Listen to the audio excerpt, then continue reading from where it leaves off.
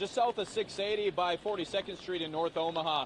And there's hail coming down, probably about dime size. I can feel it on my head. The 4 firefighters who were involved in the wreck, after suffering minor injuries, they got out of the fire truck and helped the driver of the truck that they T-boned. At 120th and Center, where you can see the Black Lives Matter protest is active and alive behind me. Right as you tossed to me, the heavy rain just stopped, and it's kind of a surreal scene out here. Volunteers here are excited that the GOP frontrunner is making a stop here. They haven't confirmed those details yet, although we have. Yeah, probiotics and chia seeds are just some of the products helping you stay on track your diet for your New Year's resolution. The field behind me, if you can see it here, is where Costco wants to put the plant. For the Johnsons, every day they spend with their sons is a miracle, but the next few days are going to be even more special for the family. While the town of Logan has regular appearances of a small town, you can leave your door open most of the time.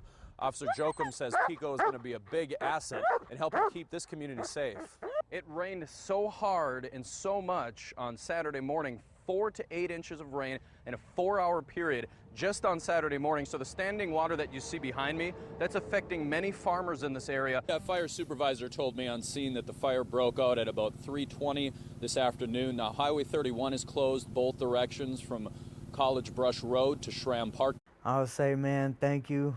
You changed my life, honestly, because my life has changed from that night. A lot of things have clicked in my head. I need to change myself. I need to better my life, you know, and I think that was a wake-up call for me.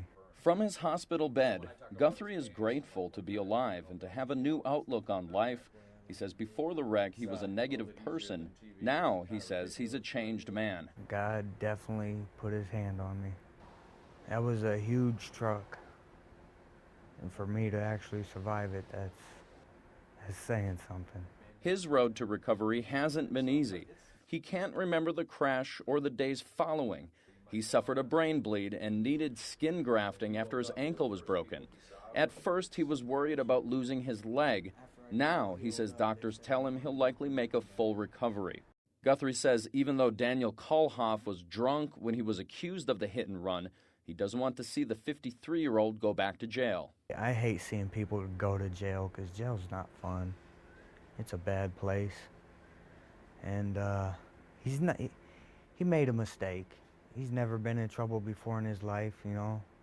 So I'm not angry with him, but I hope he understands that he needs to compensate for the mistake he has made.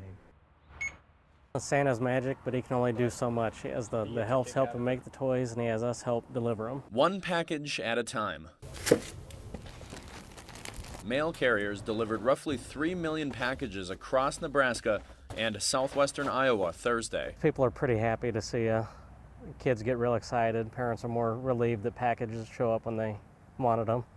With temperatures in the upper 30s and calm winds, longtime West Omaha letter carrier Mark Ritelli says he's had rougher days. We had someone a couple years ago mailed a weight set using our flat rate boxes, and that was awful. This man says he used to work in shipping and understands how hard a day like this can be. I appreciate those guys for what they do, and I'm actually waiting on some packages now, so I hope they get here soon. Ritelli says he takes extra precautions to make sure people like Zachary Peck get their gifts this year. So we try to put packages out of plain sight from the street and encourage customers to go to USPS.com, and you can get email and text alerts from when your packages get delivered. While a delivery day like today requires a lot of hard work, Ritelli says he enjoys his job during the holiday season. It feels good to make people happy. It doesn't matter if you're a big company mailing thousands of packages a day across the country, or a grandma sending one package a year to her grandson. We take pride in getting it delivered on time.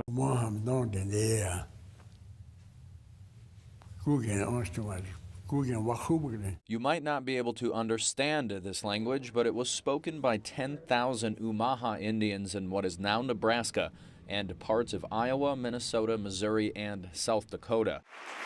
Rufus White is one of less than 12 fluent speakers left, all older than 60. You talk to God and tell him, walk on the walk it. That is like, you don't like it. Walk on the, yeah. White is one of several language teachers at the K-12 Umaha Nation School on the reservation 70 miles north of Omaha. Our Indian world is getting smaller and smaller, our native world, while we're taking on more of the Western world. Cultural teacher Oliver Sansosi says if the language goes away, they'll lose an essential piece of their culture. Now, language is what makes us who we are. Now, language belongs to Umaha. We're the ones who speak Umaha. Sansosi says it's hard to imagine life without fluent speakers. It's scary. It's disheartening. And to even to think that that our speakers are going to be gone, our languages will be gone, pushes me to want to learn it. It pushes me to tell myself that if this language is not saved in my generation, then it's my fault. Those who still speak the native language have been spending the last 18 years trying to translate it into dictionaries and workbooks, which are nearly ready to be published. Because of these works and recordings and things, this is why I can say to you, our language is not going to die. And so that had to be developed from scratch. Even though we had fluent speakers that worked here in the past, there was no concerted effort to document it and make it in a presentable way where it would be usable in a school-like environment. The language is an option for the school's second language curriculum. While the language exists online and in books, part of the challenge of teaching it is that kids don't often hear it fluently spoken. That's the biggest challenge. You need to be in an immersive environment in order for language to truly revitalize in a quick way. Another challenge is getting kids interested in learning the culture. High school freshman Quentin Dick Jr. has been learning traditional drum, song, and dance since as long as he can remember. He hopes to pass on the culture like his grandfather Rufus White is doing now. Because one day our elders are going to be gone. Then I want to carry it. I don't want to be one of those ones saying, man, I wish they learned this when they were still around, so I try to pick it up. It's really important because a tree is not a tree without its roots. It's truly important to Nebraska because we're the first Nebraskans. Joe Cadotte, KMTV Action 3 News.